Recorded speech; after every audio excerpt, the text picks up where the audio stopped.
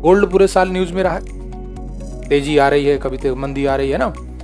Gold से related कितने topic हैं जो चर्चा में रहे हैं, मैंने सारे इकट्ठे एक जगह लिख दिए।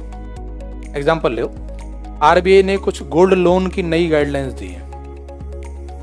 डिजिटल गोल्ड क्या होता है? एक स्कीम होती थी गोल्ड मोनेटाइजेशन स्कीम, अब वो बंद हो रही है। सॉवरेन गोल्ड बॉन्ड नहीं है भाई, क्या नाम है, जिसमें गोल्ड दे दो, सरकार आपको आपका पैसा दे देगी, साथ में कुछ ब्याज भी। अब उस स्कीम को बंद कर रहे हैं। नेक्स्ट, गोल्ड और सिल्वर का प्राइस कैसे रेगुलेट होता है? गोल्ड इस समय वर्ल्ड की लार्जेस्ट ग्लोबल एसेट बना हुआ है और सेंट्रल बैंक उसका स्टॉक बढ़ा रहे हैं। कौन बढ़ा रहा है? आरबीआई भी और अन्य देशों के सेंट्रल बैंक भी। और लास्ट में फिर इंडियन फॉरेन एक्सचेंज कैसे काम करता है और उसका गोल्ड से कोई कनेक्शन है क्या, यहाँ पे सब मिला दिए। एक इसमें लिखा नहीं है, वो अलग वाले पीडीएफ में आ जाएगा। ईटीएफ, गोल्ड का ईटीएफ, ये सारी चीजें इकट्ठा जोड़ दी। बनाया कैसे है? ये आरबीआई की नई गाइडलाइन, जो पहला टॉपिक था इसमें से, ये फर्स्ट वाला, एक चीज को एक पेज में कवर कर दिया। गोल्ड न्यूज में क्यों है गाइडलाइन का, जैसे पढ़ते हैं। आप बताओ मुझे, गोल्ड के आधार पर हम लोन ले सकते हैं? हम गोल्ड गिरवी रखेंगे बैंक या एनबीएफसी हमें? मैंने जब गोल्ड गिरवी रखा तो अंतरराष्ट्रीय बाजार में गोल्ड की कीमत चल रही थी 1 लाख रुपए। कितने रुपए? 1 लाख रुपए। 1 लाख रुपए गोल्ड की कीमत थी।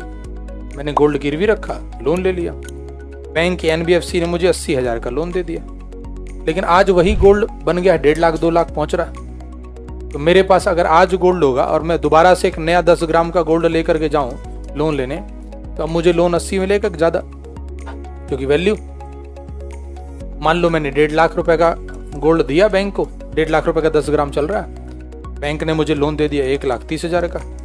ठीक, गोल्ड की वैल्यू बढ़ चुकी है। अब मैंने आज लोन लिया, आज गोल्ड का रेट क्या है? 1.5 लाख। महीने भर बाद गोल्ड का रेट घट के रह गया 1 लाख रुपए, हो सकता है। आज कितने का था पूरा बोलो? और 1 महीने बाद हो गया 1 लाख, और मुझे लोन चुकाना था, ईएमआई भरनी थी, मैंने ईएमआई भरना बंद कर दिया। कारण बोलो? बैंक क्या करेगा? मेरा गोल्ड जब्त कर लो, हम तो चाह रहे हैं कर लो, कोई दिक्कत ही नहीं। कुछ समझ आया?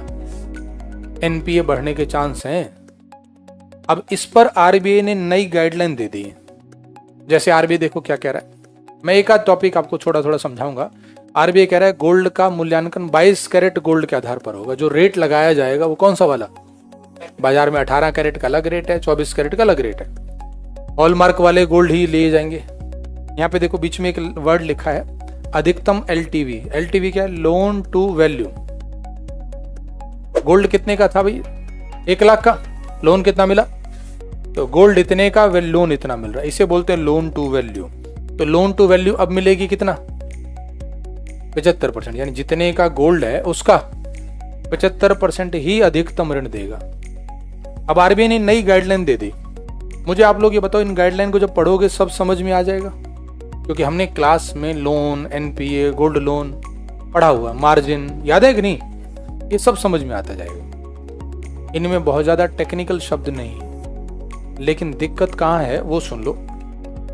आप देख रहे होगे इसमें, मैं दिखाता हूँ। जैसे सोने के सिक्के, फिर एरो लगा के लिखा अधिकतम कितने, चांदी के सिक्के अधिकतम इतने पर ही लोन ले सकते हो। यानी सिक्के ले जाओगे अगर आप तो 50 ग्राम तक के ही लोन गोल्ड के सिक्के हो सकते हैं। फिर लिख रहे हैं 22 कैरेट, इधर कुछ नंबर लिख दिया। 2.5 लाख तक के गोल्ड लोन के लिए अब आय की विस्तृत जांच जरूरी नहीं।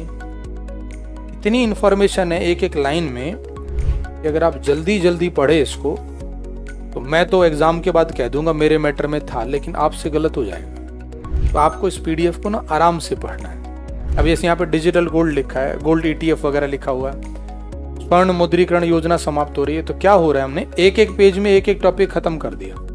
और एक ये देखो, इंडिया का गोल्ड रिजर्व कैसा चल रहा है।